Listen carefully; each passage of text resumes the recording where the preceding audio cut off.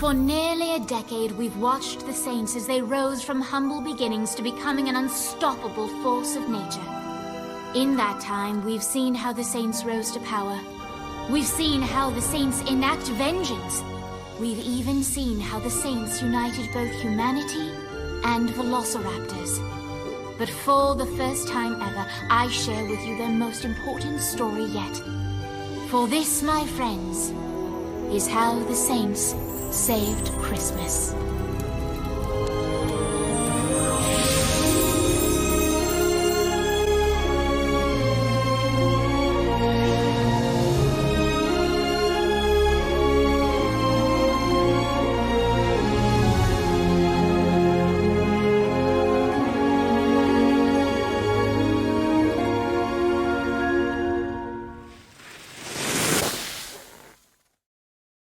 Christmas is a lens.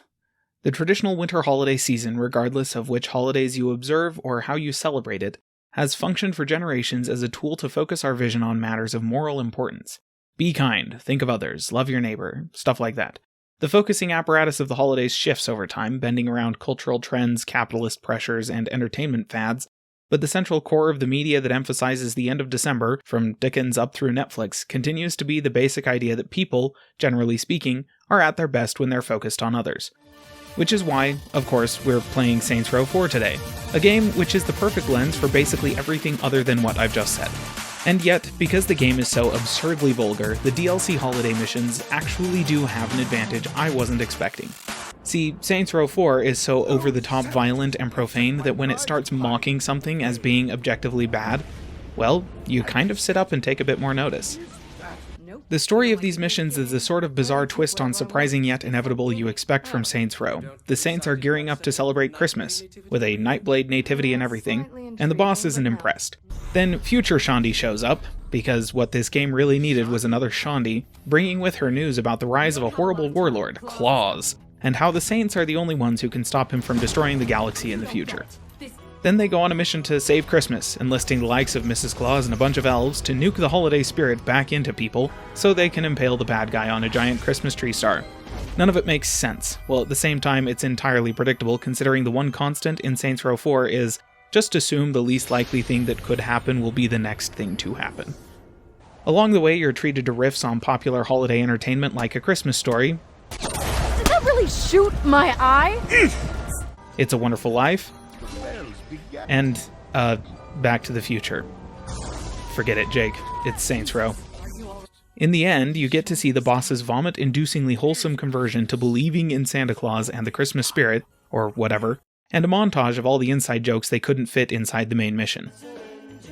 It's a blatant jab at the rote wholesomeness of the cookie-cutter holiday specials that keep popping up on streaming services, as if what the world needed in 2020 was more of the flipping Hallmark Channel, and the game managed to make that incredibly salient point nearly a decade in advance.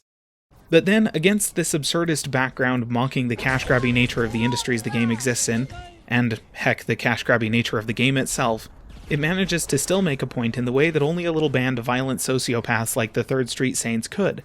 The game holds up a lens to focus in on what matters, making memories and thinking of others. While most of the games I play don't acknowledge the holidays outside of multiplayer events that are designed to get you to play more in the service of unlocking new skins or whatever, Saints Row takes a moment to point to the broad array of cynical, commercial madness that surrounds the holiday season and remind us that none of that is what's important. And it does it while being as much fun to play as ever, and creating a pretty solid little memory itself in the process. Listen, the night isn't over yet.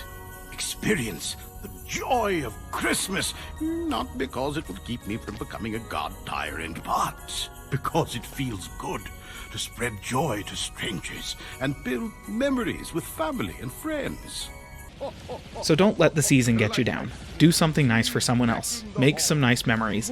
And if you're stuck at home still, maybe go play some Saints Row 4 instead of watching another inane holiday movie on Netflix. It's shockingly heartwarming. And from all of us here at Calling All Platforms, have a safe and happy holidays.